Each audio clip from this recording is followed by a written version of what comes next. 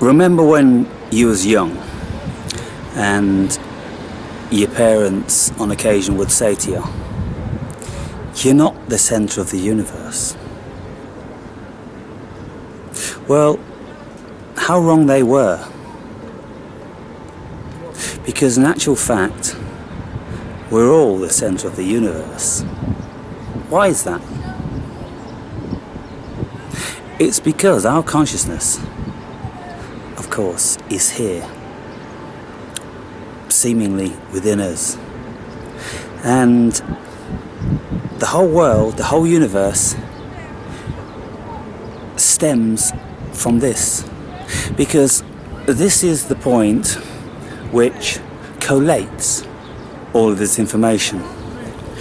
And so this little speck of consciousness in this vast cosmos is indeed centre of the universe. How does that make you feel?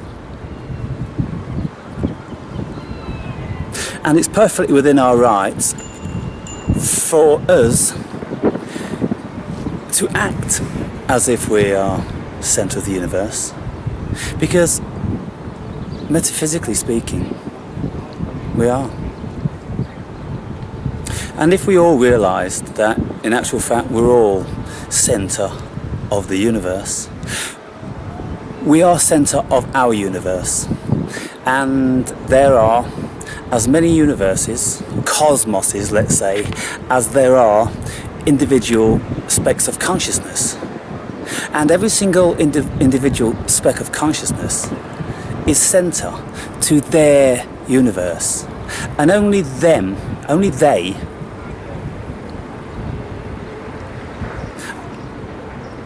are partaking in that.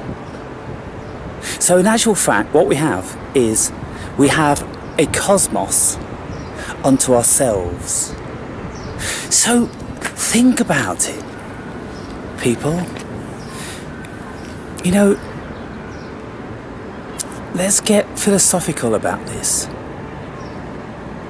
Every single thing that is going on for billions of light years all around us is entirely ours. Entirely ours because we all perceive it in our own way. And so there absolutely can't just be one universe, one cosmos that we're all sharing in, because we'll never ever see the same things. And I've done many videos in relation to this.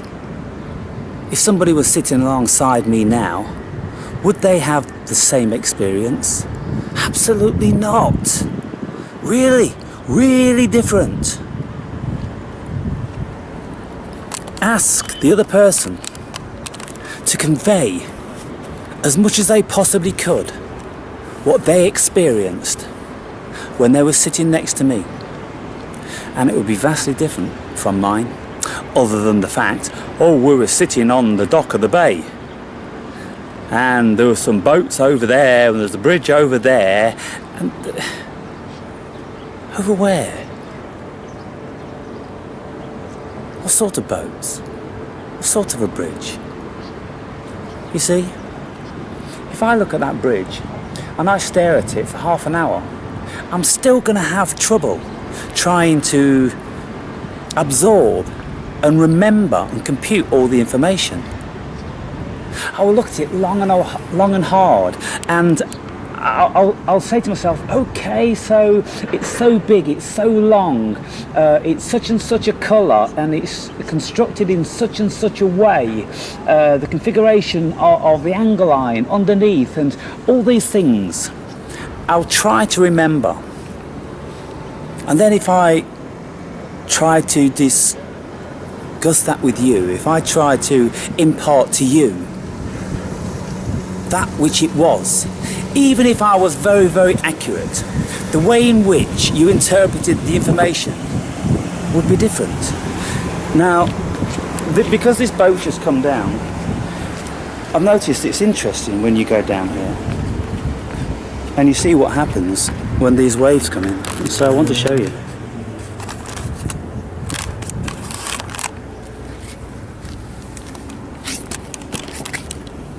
Look at all those little fish. See all those? A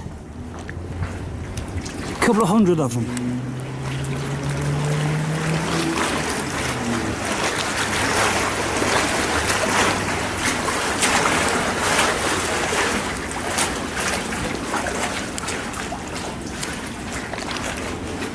And so you see how it's disturbing, and all those patterns around my head.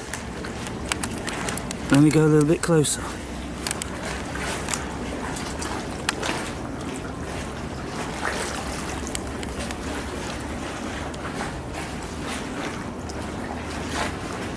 And look into the depth, and it appears that there's all sorts of geometry and shapes swirling around on occasions, you see?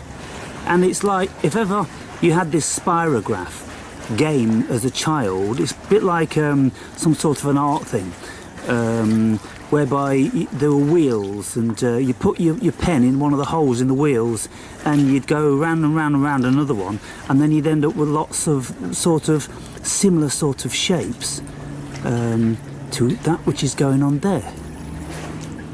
And you know, just how it changes all the time. Never ever the same. Beautiful. And so,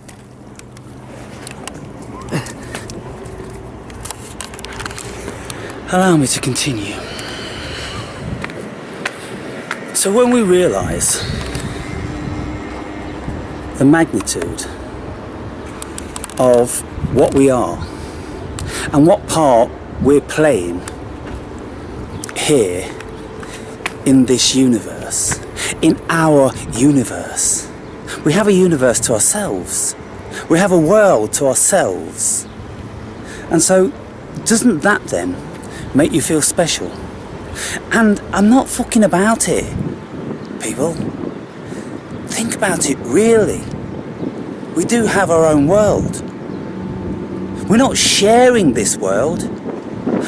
We're sharing our idea of this world with other people, and other people are sharing their idea of their world, and that's all we're doing.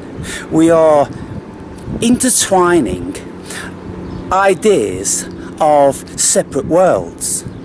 And so when you look then at the confusion going on in the world, and people start to look for some sort of avenue to a utopian society, it's never going to happen.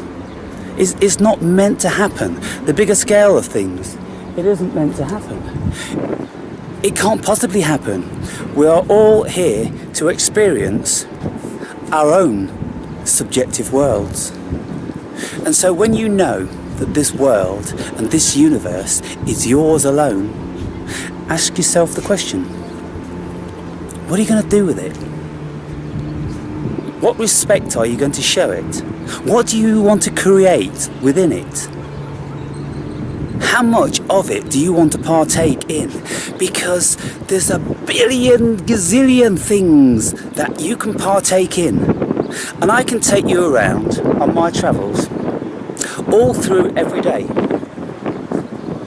And I can be pointing out things to you that you've never ever looked at before. Making observations that you probably would have never considered before. But you see, you're looking at your world from your perspective, and I'm looking at it from mine, and I'm showing you my perspective, aren't I? And I'm saying to you, look guys, can you see this and can you see that, and look how this is and look how that is. But your emotions, your emotional state is different to mine. Your upbringing, your culture, your education, the path that you travelled, it's all different to mine. And so you'll never see the same thing, if indeed the same thing actually existed. You see? And so this is what really gives me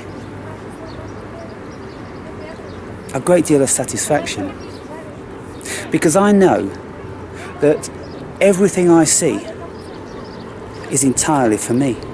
It's entirely mine. It belongs absolutely to me, because it is my world. And we can never live in the same world. We can only ever share our ideas of our own subjective worlds. And so when you think about that then, some people might feel quite lonely to know that you are in your world. You can never ever be in anybody else's world. Nobody can ever be in yours.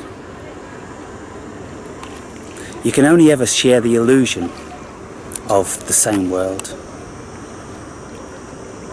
So when you look at it like that, and you look at this thing called solipsism, whereby there is no other consciousness except your own, because you can't prove that. People can act like they're conscious, but you can never know it. Why can't you ever know it? Because they are living in another world, you see? And that explains it. If you could really share their world, then you would have to share their consciousness. But you can never do that, so therefore you can never share their world.